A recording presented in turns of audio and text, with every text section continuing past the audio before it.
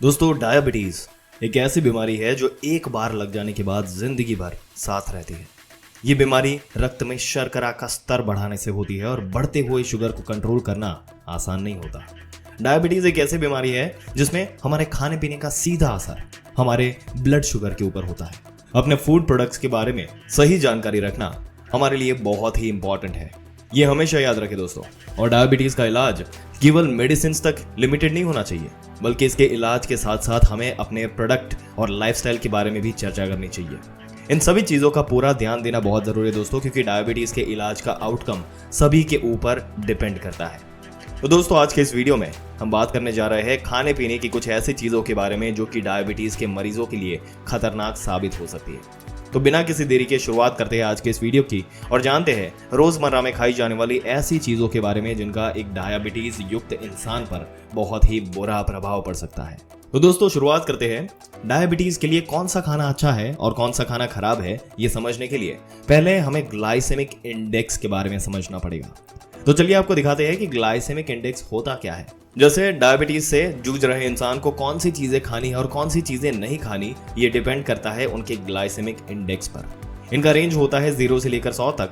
जिस भी प्रोडक्ट का ग्लाइसेमिक इंडेक्स जितना कम होगा, इसका मतलब है कि वो उतना ही धीरे आपका जो खून है इसमें ग्लूकोज इसको रिलीज करेगा, और जिसका ग्लाइसेमिक इंडेक्स यानी कि GI ज्यादा होगा वो उतनी ही ज्यादा मात्रा में शुगर को तेजी से रिलीज करेगा।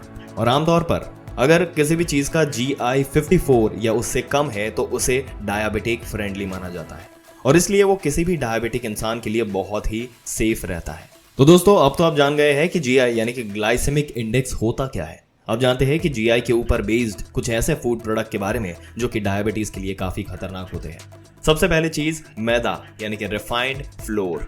दोस्तों, मैदा हमारी इंडियन किचन का एक बहुत ही अहम हिस्सा होता है। चाहे स्नैक्स हो, पकौड़े, नान, तंदूरी रोटी, समोसा, जलेबी, ये सभी मैदे से बने होते हैं। और अब अगर जलेबी को हम छोड़ दें तो बाकी सब चीजें नमकीन है, और इसलिए बहुत सारे लोग सोचते हैं कि इन चीजों को खा सकते हैं। लेकिन दोस्तों, ये सोच बहुत ही गलत है, क्योंकि मैदे का ग्लाइसेमिक इंडेक्स यानी कि GI बहुत ज्यादा होता है। ये हमारे ब्लड शुगर लेवल को बहुत तेजी से बढ़ाने का काम करता है, इसलिए मैदा और मैदे से बनी चीजों को खाने में बहुत ही कम समय और कीमत आपको यहाँ पर शामिल करनी चाहिए। वैसे अगर आपने कभी इन खाने का बहुत ही ज्यादा दिल करे तो आप क्या कर सकते हैं कि आप मैदे की जगह इन चीजों को होल व्हीट से या मल्टीग्रेन आटे से बना सकते हैं। इससे आपका टेस्ट भी आपको मिल जाएगा और आपका थोड़ा सा क्रेविंग जो है वो कम हो जाएगा, और आपका शुगर जो है वो कंट्रोल में रहेगा। दूसरी चीज है दोस्तों, इंस्टेंट नूडल्स। ये बनाने में बेहद कन्वीनियंट होते हैं, लेकिन क्या आप जानते हैं कि इनमें कार्बोहाइड्रेट्स की मात्रा बहुत ज्यादा होती है और इनमें फाइबर कंटेंट बहुत ही कम होता है। और यही रीजन है कि इनमें मौजूद जो हाई कार्बोहाइड्रेट्स जब भी आपके पेट में जाते हैं तो उसे एब्जॉर्ब होने में और डाइजेस्ट होने में बहुत ज्यादा टाइम नहीं लगता, जिस कारण आपकी बॉडी में अचानक से ही ब्लड शुगर का स्पाइक हो जाता है और इसके कारण बहुत बड़ा खतरा हो सकता है। इसके अलावा इनकी न्यूट्रिशनल वैल्यू भी बहुत कम होती है, और साथ ही इसमें प्रिजर्वेटिव्स भी प्रेजेंट होते हैं जो कि आपके स्वास्थ्य बेनिफिट्स जो है ये आपको बेनिफिट नहीं देने देते। इसलिए भले ही मार्केट में आपको किसी भी प्रकार के इंस्टेंट नूडल मिल जाए, पर हमेशा याद रखिए कि उनकी कोई भी न्यूट्रिशनल वैल्यू नहीं है और वो आपके स्वास्थ्य के लिए बहुत ही ज्यादा हानिकारक है। तीसरा आइटम ये है दोस्तों, वो है ब्रेड। अगर एक मध्यम वर्ग के आदमी को आप देखें तो आप ये पाएंगे कि करीब 80% लोग एक हफ्ते में कम से कम 2 बार ब्रेड को ब्रेकफास्ट के रूप में खाते हैं। लेकिन क्या आपको पता है कि ब्रेड, फिर चाहे वो व्हाइट ब्रेड हो, ब्राउन ब्रेड हो, या फिर द मोस्ट हेल्दी माना गया आटा ब्रेड हो, ये सब डायबिटिक पर्सन के लिए बिल्कुल अच्छा नहीं है। इन सभी प्रकार के ब्रेड के लेबल को अगर आप ध्यान से पढ़ेंगे तो आप पाएंगे कि इन सभी में 90% तक मैदा होता ही है। भले ही आप कैसे ही ऐड देख लो, लेकिन मल्टीग्रेन या आटा, ये सारी ही चीजें यहाँ पर मैदा होता है दोस्तों, आपको वीडियो के स्टार्टिंग में बताया कि हाई कार्बोहाइड्रेट वाले फूड प्रोडक्ट होते हैं, वो तेजी से पचते हैं, जिससे ब्लड सर्कुलेशन में शुगर का स्पाइक आ जाता है, जो कि बहुत ही खराब होता है। और इसलिए ब्रेड को भी डायबिटीज के मरीज को बिल्कुल नहीं खाना चाहिए। चौथे नंबर की बात बताएं तो वो है मुरमुरे। पफ ड्राइज या मुरमुरे हम लोग अक्सर भेलपूरे में डालकर या किसी भी नमकीन के साथ मिलाकर बड़े ही शौक से खाते हैं। इनकी लाइट वेटनेस से हम लोगों को ऐसा लगता है कि ये बहुत ही ज्यादा हेल्दी होंगे, पर दोस्तों क्या ये सच में इतने हेल्दी है? दोस्तों, मुरमुरे जो होते हैं वो असली लोग कैलोरी कंटेंट वाले फूड प्रोडक्ट्स जो होते हैं वो होते हैं, लेकिन ध्यान देने वाली बात तो ये है कि इनका ग्लाइसेमिक इंडेक्स 90 के लगभग इसमें उसके आसपास होता है। हाई GI के कारण ये हमारी बॉडी में ब्लड शुगर को बहुत जल्द ही स्पाइक कर देते हैं। इसलिए किसी भी डायबिटीज के मरीज को मुरमुरे किसी भी हालत में नहीं खाना चाहिए, क्योंकि ये उनके लिए बहुत ही ज्यादा खतरनाक है। पांचवी चीज आपको बताए तो वो है आलू। आलू का GI 84 है, जो कि काफी ज्यादा है। कोई भी सब्जी हो, समोसा हो या फिर पराठे हो, आलू हमेशा से लोगों के खाने का एक बहुत ही अहम हिस्सा रहा है। भले ही कोई डायबिटीज से पीड़ित हो, लेकिन आलू खाना कोई नहीं छोड़ना चाहता, क्योंकि हमें बचपन से यही खाने के लिए कहा गया है। लेकिन क्या आपको पता है कि आलू में स्टार्च की मात्रा बहुत ज्यादा होती है।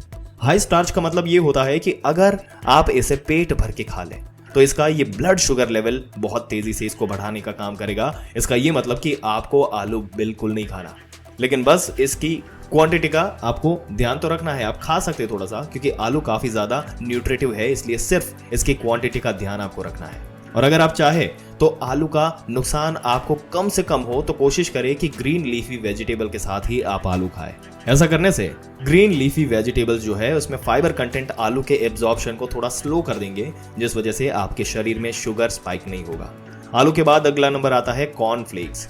कॉर्नफ्लेक्स को टेलीविजन एड्स और पैकेजिंग के ऊपर ऐसा दिखाया गया है जैसे ये बड़ा हेल्दी है और ब्रेकफास्ट के लिए बहुत ही अच्छी चीज है। लेकिन दोस्तों, इसमें शुगर की क्वांटिटी काफी ज्यादा होती है। इवन लो शुगर कंटेंट वाले ब्रेड्स के अंदर भी हिडन शुगर होते हैं। जब हम कॉर्नफ्लेक्स को दूध के साथ लेते हैं तो हमारे ब्लड शुगर को और भी ज्यादा तेजी से ये बढ़ा देता है। इसलिए डायबिटीज के पेशेंट को कॉर्नफ्लेक्स से हमेशा दूर ही रहना चाहिए। अगले नंबर पर आता है शहद, यानी कि हनी। दोस्तों, बहुत बार हम लोग शहद को शुगर के सब्स्टिट्यूट की तरह यूज करते हैं, लेकिन ध्यान देने वाली बात तो ये है कि शहद में भी बहुत ही हाई मात्रा में शुगर होता है। ये बात भी गलत नहीं है कि हनी की न्यूट्रिशनल और एंटीऑक्सीडेंट प्रॉपर्टी जो है वो हमारी सेहत के लिए बहुत ही ज्यादा फायदेमंद है, लेकिन अभी फिलहाल हम हनी को एक डायबिटिक मरीज के लिए देख रहे हैं। रिसर्च के अनुसार अगर देखा जाए तो भले ही हनी हमारे सेहत में बहुत ज्यादा मात्रा में शुगर स्पाइक नहीं करता, लेकिन लास्टली देखा जाए तो इसके कारण भी ब्लड शुगर बढ़ता ही है। इसलिए अगर आप डायबिटीज के पेशेंट है तो शहद का इस्तेमाल बिल्कुल नहीं करना चाहिए। नंबर 8 पर है दोस्तों फ्रूट जूसेस। दोस्तों, वैसे तो फ्रेश फ्रूट की अगर बात करें तो जूस तो हमें पीना सबके लिए बहुत ही ज्यादा हेल्दी रहता है, लेकिन एक डायबिटीज मरीज के नाते अगर सोचे तो इसका असर उनके शरीर में थोड़ा अलग प्रकार से होता है। जब हम फ्रूट्स को भी जूस बनाकर पीते हैं तो उससे हम जो फाइबर कंटेंट जो है, शुगर कंटेंट जो है वो बिल्कुल ही अलग कर देते हैं। फाइबर का जो एक्चुअल काम है वो शुगर को हमारे ब्लड स्ट्रीम में स्लोली एंटर करवाने का है, लेकिन क्योंकि जूसेस में फाइबर नहीं होता, इसलिए जो इनका शुगर है वो अचानक से और एक ही साथ हमारे ब्लड स्ट्रीम में एंटर कर जाता है। और इसके बाद ये ध्यान देने वाली बात है कि एक ग्लास जूस बनाने के लिए हमें किसी भी प्रकार के जो फ्रूट नहीं बल्कि एक से ज्यादा फ्रूट की जरूरत पड़ती है। जो एक ग्लास जूस में हमारे कई सारे फ्रूट्स जिसके कॉन्सेंट्रेटेड शुगर कंटेंट जो है इसको हम एक साथ पी रहे हैं। और यही रीजन है कि हमारे शरीर में बहुत सारा शुगर एक साथ चला जाता है और बहुत ही नुकसानदेह हमारे लिए होता है। तो दोस्तों, ये थे डायबिटीज के लिए जो फूड जिसके बारे में हमने बात करी। आपके क्या विचार है इस मुद्दे के बारे में नीचे कमेंट सेक्शन में जरूर से बताइएगा। इस वीडियो को जिसको जरूरत हो, जिसको समझने की जरूरत हो इन सारी चीजों के लिए, उनके साथ जरूर से शेयर करिए, ताकि ये वैल्यूएबल इन्फॉर्मेशन के बारे में उनको भी पता चले। और ऐसी ही जानकारी पाते रहने के लिए हमारी चैनल को सब्सक्राइब करके बेल आइकन जरूर से दबा दें। और दोस्तों, अगर आप हेल्थ से रिलेटेड और भी रेगुलर कंटेंट अपने सोशल मीडिया पर भी देखना चाहते हैं तो आप हमारे इंस्टाग्राम पेज जो यूजर आईडी आपके स्क्रीन पे दिख रहा है उसको इंस्टाग्राम पे जाके आप फॉलो कर सकते हैं।